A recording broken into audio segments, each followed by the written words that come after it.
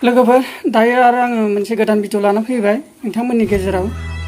आं नोंथांमोनखौ मोनसे रिक्वेस्ट खालामो नोंथांमोन हाजासे बे भिडिअखौ शेयार खालाम मदद खालाम मानो होनब्ला नोंथांमोना थाम्बनेलाव नुनानै मिथिबाय जानांगौ जोंनि सासे बर'नि फिसा फिलिप बसुमतारी होननाया मुम्बाइसिमहालागै खामानि मावनो होननानै थांदोंमोन नोंथांमोना नैबे स्क्रिनाव नाय जोबोद दुखुनांथावना न'खराव जोबोद गाबु खुबु जागासिनो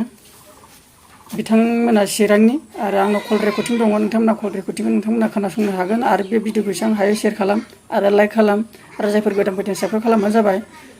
जोबोद दुखुनांथाव आरोना दिनै दुखुथिया न'खर बाहेरायाव थाङाबानो जाया जोंफोराबो बाहेरायावमोन आंबो दा बाहेरायाव खामानि मावनो थांनो ओंखारगासिनो दङ दा बेफोरबायदि जाथाय जानायखौ आं जोबोद दुखु मोनदों आंनि गोसोआ बिखा खालामदों दिनै जाथाया ओरैबायदि नोंथांमोना रेकर्डिंखौ खोनाबा गोसोफ्रा आरो दुखु मोनगोन माने बियो गाव जिरायनाय जायगानिफ्राय लिटिङाव खिनोबा हासुनो होननानै फैदोंमोन बिथाङा माने बियो स्लिपार रिजार्भेसनाव गाखोदोंमोन जाहैदों दा बोरै बोरै जालांखो नोंथांमोन दासिमबो मोननो हायाखैनो आं खबर लादोंमोन आंनाव आरो रेकर्डिं दं नोंथांमोननोबो आं खोन्थाहोगोन जोबोद दुखुनांथावना आरोना नोंथांमोना मदद खालामबानो जाबाय आरोना भिडिअखौ एसेबां हायो शेयार खालाम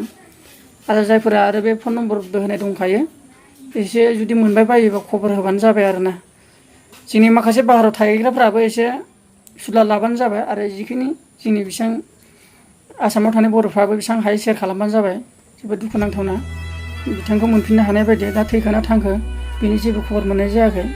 उनफ्राव माबा मोनसे मोजां खबर मोनोबा नोंथांमोननो आरो फिन आं भिडिअ लाना फैगोन दा बेखिनियानो नोंथांमोन बेखौथिखौ नोंथांमोना खोनासंलांबानो जाबाय हेल'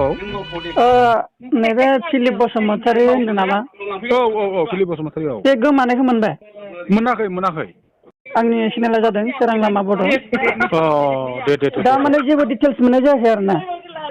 डिटेल्सआ ना माने खबर बे मोननाय खबरथ' मोननाय जायाखै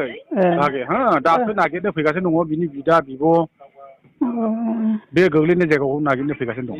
गोग्लैनाय जायगाया मामोन गोग्लैनाय जायगा इजापुर होनना बुङो इजापुर स्टेसन इजापुर स्टेसन नङा स्टेसननि एसे सिगाङावनो गोलैदों माने मा हिसाबै बेफोरबायदि जानो मोनखो बेयो माने टयलेटाव थांनो होननानै ओंखारदोंमोननो उन्दुनायनिफ्राय सिखारनानै टयलेटाव थांनो होननानै थांदोंमोन ओमफ्राय बे दरावबा माबोरै खेवना दोननायनिमोन ना मानिमोन गाज्ल'ना गोग्लैखो ना गावनो बाज्रुमखो ना सोरबा नाख्लायखो बुजिनो हाया आरो मानसिया रिजार्भेसनाव थांदोंमोन ना एसि टाबाव थांदोंमोन